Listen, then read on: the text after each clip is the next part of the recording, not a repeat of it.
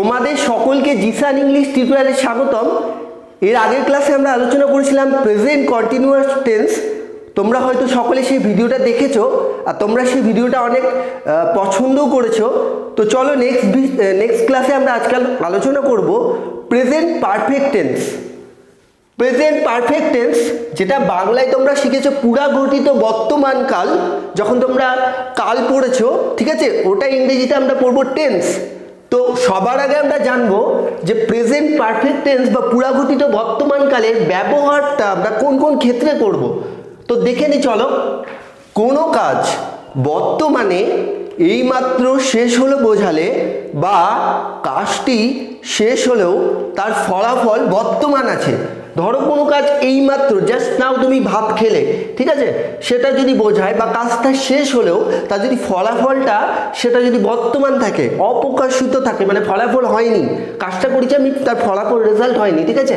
বা আরেকটা ক্ষেত্রে হতে পারে সেটা হলো কাজটি অতীতে শেষ হলেও কিন্তু সেটা ক্ষেত্রে কি সময়টা কখন সেটা উল্লেখ নেই, ঠিক আছে।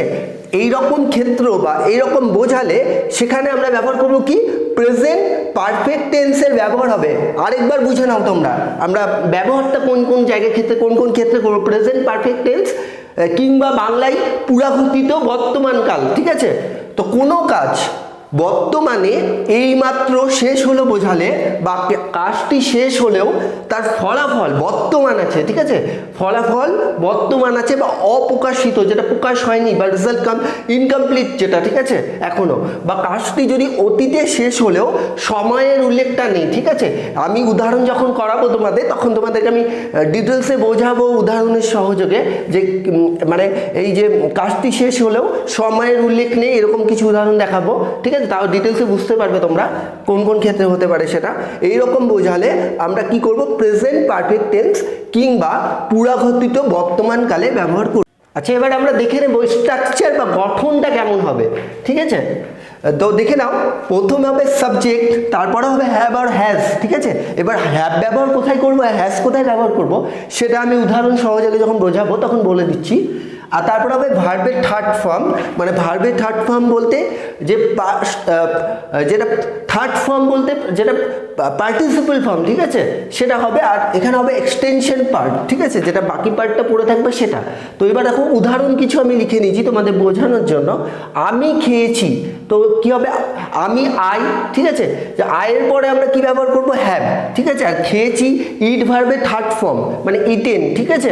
এবার আমরা খেয়েছি, আমরা মানে উই হ্যাভ ইটেন, সেম আমি থেকে আমরা, ঠিক আছে, যেহেতু এটা আমি হলো এখানে আমরা হলো, ঠিক আছে। এবার হ্যাজ কোথায় ব্যবহার করবো সেটাও আমি বলে দিচ্ছি। এবার তুমিও তোমরা খেয়েছো, ইউ হ্যাভ ইটেন, ঠিক আছে, মানে ইউ হ্যাভ বলতে সাবজেক্ট হলো, আর হ্যাভ বা হ্যাজ যেহেতু এখানে তুমি, ঠিক আছে। তারপরে আমরা ইট ভার্বের থার্ড ফর্ম সে খেয়েছে, এটা ভালো করে নজর দাও, সে খেয়েছে, এটা ভালো করে নজর দাও, সে খেয়েছে, সে খেয়েছে মানে থার্ড পারসন সিঙ্গুলার নাম্বার। তাই আমরা কি করবো এখানে কিন্তু হ্যাভ ব্যবহার করবো না, থার্ড পারসন সিঙ্গুলার নাম্বারের ক্ষেত্রে আমরা হ্যাজ ব্যবহার করবো, ঠিক আছে। আর তারপরে দেখো তারা খেয়েছে, তারা মানে দে হ্যাভ ইটেন। রাম খেয়েছে, এটাও থার্ড পারসন সিঙ্গুলার নাম্বার, তাই আমরা রাম যেহেতু একটা নাম, ঠিক আছে, তো রাম হ্যাজ ইটেন। এবার রাম ও রহিম খেয়েছে, রাম ও রহিম, আমি যখন বলছি রাম ও রহিম এটাও ভালো করে নজর দাও, রাম ও রহিম। যদি বলতাম রাম খেয়েছে তাহলে থার্ড পারসন সিঙ্গুলার নাম্বার, কিন্তু রাম ও রহিম যখন দুজন ব্যক্তি বলছি বোঝাচ্ছি আমরা, তখন এখানটায় আমি কি করব, তখন এটা আমার আবার এটা সিঙ্গুলার হয়ে যাচ্ছে, ঠিক আছে, এটা প্লুরাল ফর্ম হয়ে যাচ্ছে। তো সরি, এটা প্লুরাল হয়ে যাচ্ছে দুজন ক্ষেত্রে, ঠিক আছে। তো দুটো নাম যখন হচ্ছে, যখন দুজন ব্যক্তি বোঝায় তখন প্লুরাল হয়ে যাচ্ছে সিঙ্গুলার থেকে। যদি রাম থাকতো তো সিঙ্গুলার হতো। তো রাম ও রহিম হ্যাভ ইটেন। আশা করি বোঝাতে পারলাম যে গঠন বা স্ট্রাকচারটা কেমন হবে, আমাদের প্রেজেন্ট পারফেক্ট টেন্স গঠনটা কেমন হবে, সেন্টেন্স স্ট্রাকচার। এরপরে আমরা কিছু শিখবো, শিখবো অ্যাফার্মেটিভকে নেগেটিভ, নেগেটিভকে কোশ্চেন, কোশ্চেনকে নেগেটিভ কোশ্চেন করা, ঠিক আছে। একটা মানে প্রেজেন্ট পারফেক্ট টেন্সের একটা সেন্টেন্সের মধ্য দিয়ে আমরা প্রত্যেকটা সেন্টেন্সকে পরিবর্তন কি করে করব সেটা দেখাবো। তো এটা তোমরা এরপর আমরা কিছু দেখো সেন্টেন্স নিয়েছি যেটাকে আমরা চেঞ্জ করে দেখাবো, অ্যাফার্মেটিভকে নেগেটিভ, নেগেটিভকে কোশ্চেন, কোশ্চেনকে আবার নেগেটিভ কোশ্চেন। তো দেখো আমি প্রথম যে সেন্টেন্সটা নিয়েছি, আমি পড়ছি, ঠিক আছে। তো সাবজেক্ট হলো, তারপরে হ্যাভ বা হ্যাজ, আয়ের পরে আমরা জেনেছি হ্যাভ হবে, ঠিক আছে। তো পড়ছি, তো আমরা এখানে কিন্তু থার্ড ফর্ম ইউজ করবো, ঠিক আছে, পার্টিসিপল ফর্ম। তো আমরা জানি যে এটা কিন্তু রেড, ঠিক আছে, মানে অ্যাকচুয়ালি বানানটা একই, তোমরা হয়তো যখন ভার্ব ফর্মগুলো পড়েছো তো কিন্তু এটা উচ্চারণ হবে কি রেড, তাই তো, রেড, এটা উচ্চারণ হবে রেড। আই হ্যাভ রেড যেহেতু থার্ড ফর্ম, ঠিক আছে, রিড, রেড, রেড আমরা পড়ার সময় জেনেছি ভার্বের ফর্ম। তারপরে বলছি আমি নেগেটিভ করবো এবার, ঠিক আছে। এই সেন্টেন্সটাকে একটা সেন্টেন্স দিয়ে আমি বোঝানোর চেষ্টা করছি যাতে তোমরা ইজিলি বুঝতে পারো। আমি পড়িনি, ঠিক আছে, পড়িনি মানে নেগেটিভ বলছি, তাহলে কি করবো, আই হ্যাভ, তারপরে কি হবে, একটা নট যোগ হয়ে যাবে, নট ইউজ হবে এখানে, ঠিক আছে। এটা নট যোগ করলে আমরা সেটা নেগেটিভ হয়ে যাবে। তো আই হ্যাভ নট রিড, তারপরে আমি যদি বলি আমি কি পড়েছি, আমি কি পড়েছি মানে কোশ্চেন করছি, তখন আমরা কি করব, এই যে দেখো ভার্বের যে অক্সিলারি ভার্বের ফর্মটা রয়েছে সেটা আমরা কি করব, আগে ব্যবহার করব, তারপরে হবে কি সাবজেক্ট, তারপরে হবে আমাদের ভার্বের থার্ড ফর্ম, ঠিক আছে। তো হ্যাভ আই রিড, তারপরে কিন্তু এই যে আমি যদি এখানে কোশ্চেন মার্কটা না দিই তাহলে কিন্তু ভুল হয়ে যাবে। তারপরে নেক্সট সেন্টেন্স নেগেটিভ কোশ্চেন করব, আমি কি পড়িনি, আমি কি পড়িনি, আমি কোশ্চেন বলছি প্লাস নেগেটিভ বলছি, তাহলে কি বলবো, হ্যাভ আই নট রিড, ঠিক আছে। মানে এখানে তুমি একটা কাজ করতে পারো, এখানে প্রথমে কোশ্চেনটা করে নিলে তারপরে নটটা যোগ করে নিলে তাও হবে, দুটো ভেঙে ব্রেক করে করো তাহলে ইজিলি হবে ব্যাপারটা। তারপরে বলেছে সে পড়েছে, সে পড়েছে, হি অর শি, আর আমরা জানি থার্ড পারসন সিঙ্গুলার নাম্বার ক্ষেত্রে আমরা হ্যাজ ইউজ করবো, আমরা শিখেছি আগে। তো he or she has red, ঠিক আছে। তারপরে আমি আবার এটাকে নেগেটিভ করব, সে পড়েছে, সে পড়েছে, সে পড়েনি তাহলে নেগেটিভ হয়ে গেল। তো he or she hasn't read, read. সে কি পড়ছে, সে কি পড়ছে, তাহলে আমি কোশ্চেন করছি কিন্তু যে, তাহলে কি করব আমরা এখানে দেখো অক্সিলারি ভার্ব যেটা রয়েছে, ঠিক আছে। তো কি করব এখানে যেহেতু হি রয়েছে তাহলে আমরা কি করবো, হ্যাশটাকে আগে নিয়ে আসবো, হ্যাশটাকে আমরা আগে নিয়ে আসবো, তাহলে হ্যাশটাকে আগে নিয়ে আসলাম। তারপরে কি বলবো, সাবজেক্ট হবে, তো এখানে হি, তারপরে কি হবে রেড, তারপরে কি হবে একটা কোশ্চেন মার্ক হবে, ঠিক আছে। তারপরে শেষ যেটা রয়েছে দেখে নাও, নেগেটিভ কোশ্চেন করব, সে কি পড়েনি, তো সে কি পড়েছে এটা আমরা কোশ্চেন করলাম তো প্রথমে, তারপরে এটাকে আমি সে কি পড়েনি, তাহলে আবার আমি কি করবো, অক্সিলারি ভাবে ব্যবহারটাকে আগে নিয়ে আসবো, তারপরে সাবজেক্ট হবে, তারপরে একটা নট যোগ হয়ে যাবে, এখানটা একটা নট আসবে, ঠিক আছে, এটা একটা নট যোগ হয়ে যাবে, তাহলে আমরা এটাকে নেগেটিভ কোশ্চেন হয়ে যাবে। তাহলে has he or she not read, তারপরে একটা কোশ্চেন মার্ক। তো এগুলো তোমরা রাইট ডাউন করে নাও, এরপরে আরও কিছু কঠিন উদাহরণ আমি তোমাদেরকে দেখাবো। চলে দেখো এখানে আমরা কিছু উদাহরণ, আরও কিছু উদাহরণ নিয়ে নিয়েছি বোঝানোর জন্য তোমাদেরকে, পুরো যাতে টেন্সের পুরো কোন কোন ক্ষেত্রে আমরা ব্যবহারটা করব সেটা যাতে পুরোটাই তোমরা সম্পূর্ণরূপে বুঝতে পারো।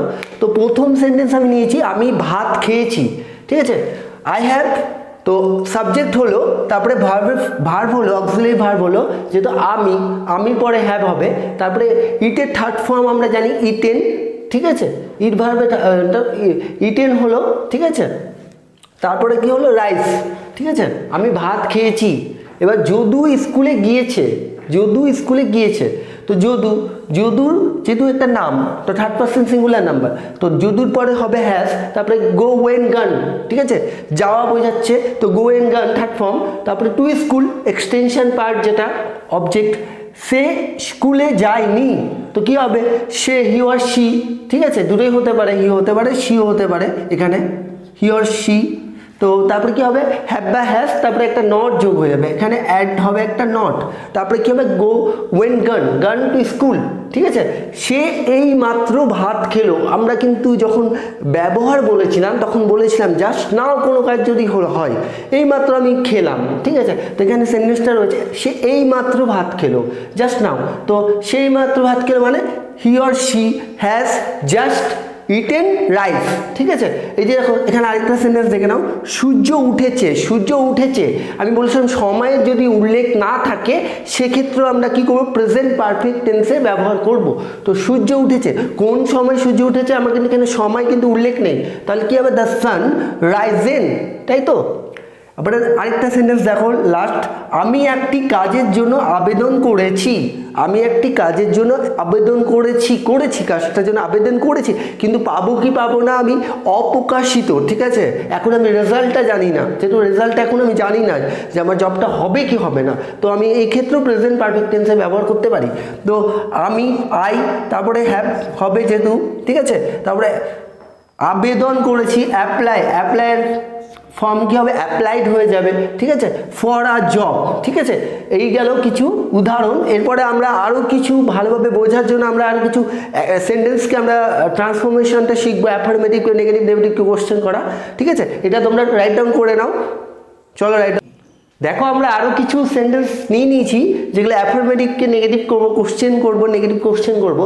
তো প্রথম এই দেখে নাও sentence, column has taken tea, এটা অ্যাফার্মেটিভ মানে হ্যাঁ বাচক, ঠিক আছে। এটাকে যদি আমরা নেগেটিভ করি তখন আমি কি বলেছিলাম, একটা নট সেটা যুক্ত হয়ে যাবে, ঠিক আছে। দেখো কলাম হ্যাজ, তারপরে কি হলো একটা নট, তারপরে টেকেন, তারপরে টি।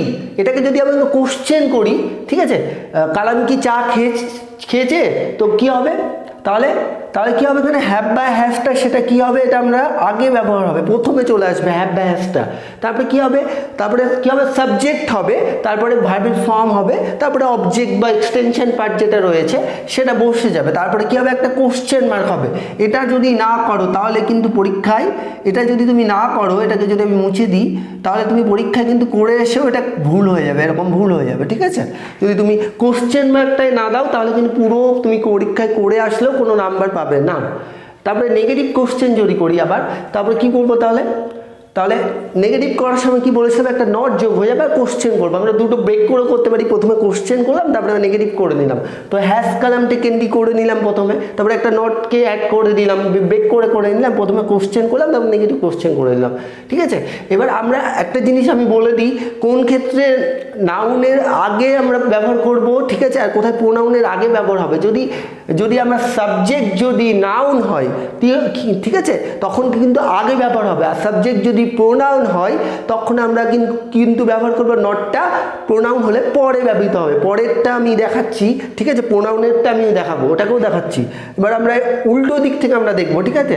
দেখো negative question, have they not played football, আমি এবার উল্টো দিক থেকে করছি একটু তোমাদের বোঝানোর জন্য। নেগেটিভ কোশ্চেন দেওয়া আছে, ঠিক আছে, have they not played football. তো এটাকে যদি কোশ্চেন করি আমরা তাহলে কী হবে, নটটা শুধু কী হবে, অমিট হয়ে যাবে বা রিমুভ হয়ে যাবে, ঠিক আছে। তো কোশ্চেন করার সময় কী হবে, হ্যাভ দে প্লেড ফুটবল, তারপরে একটা কোশ্চেন মার্ক হবে। দেখো এই যে এখানে দেখো প্রোনাউন রয়েছে, প্রোনাউনের ক্ষেত্রে আমরা ব্যবহার করেছি, দেখো নটটা কিসে এসছে, তাহলে এখানে দেখো এই যে আচ্ছা এটা তো কোশ্চেন করলাম, নেগেটিভ এবার যাই, তাহলে they have not played football, ঠিক আছে, এটা নেগেটিভ হয়ে গেল, ঠিক আছে। এই যে দেখো এখানে নটের ব্যবহারটা আমি দেখিয়ে দিই একবার। নাউনের ক্ষেত্রে আমরা নটটাকে কিন্তু আমরা আগে ব্যবহার করেছিলাম, দেখো এখানটা দেখো নট, হ্যাজের পরে নট এসছে, কিন্তু প্রোনাউনের ক্ষেত্রে দেখো এই যেখানে যেহেতু এটা প্রোনাউন, ঠিক আছে, প্রোনাউনের ক্ষেত্রে আমরা নটটা কি করেছি, তাহলে সাবজেক্টের পরে নিয়ে এসেছি, ঠিক আছে, এটাই পার্থক্য।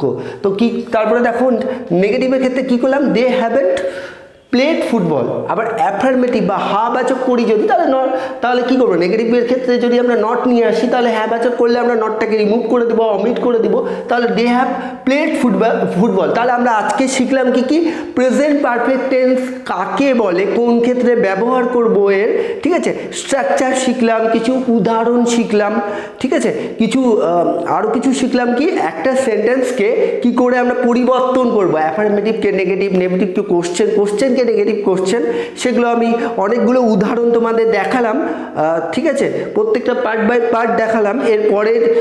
আমরা এরপরের tense present perfect continuous tense করাবো। তার আগে তোমরা অনেকে আমার যারা সিবিএসসি আইসিএসসি স্টুডেন্ট আছো তারা আমার কাছে ডিমান্ড করেছে, স্যার আমাদেরও অনলাইনে ক্লাসগুলো করালে ভালো হয়, আমাদেরও কিছু দরকার। তো আমি খুব শীঘ্রই তোমাদের কথা ভেবে আমি সিবিএসসির ক্লাসও হয়তো নেক্সট উইক থেকে শুরু করে দেব। তো যারা তোমাদের বন্ধুবান্ধব রয়েছে সিবিএসসি তাদের কাছে পৌঁছে দিও ভিডিওটা। আমি একটা আপডেট দিয়ে দিব, ঠিক আছে? খুব তাড়াতাড়ি ইনস্টাগ্রামে হয়তো বা ফেসবুকে একটা আপডেট দিয়ে দিব, ঠিক আছে, যে কবে থেকে ক্লাসটা করাবো তোমাদের স্টার্ট করব, ঠিক আছে? ছোট্ট সিলেবাস সিবিএসসি যেহেতু, তো খুব তাড়াতাড়ি আমি শুরুই করে দেবো। নেক্সট উইক থেকে আমি চেষ্টা করছি, খুব আপ্রাণ যে চেষ্টা করা যায়, আমার টিম চেষ্টা করছে সেটা, ঠিক আছে, তাড়াতাড়ি স্টার্ট করা। তো আজকে ভিডিওটা যদি তোমাদের ভালো লাগে বন্ধুদের মধ্যে বেশি বেশি করে শেয়ার করো, শেয়ারিং ইজ কেয়ারিং। চলো তাহলে নেক্সট ক্লাসে দেখা হচ্ছে। জিসান ইংলিশ টিউটোরিয়ালের সাথে থেকো তোমরা। Tata, by.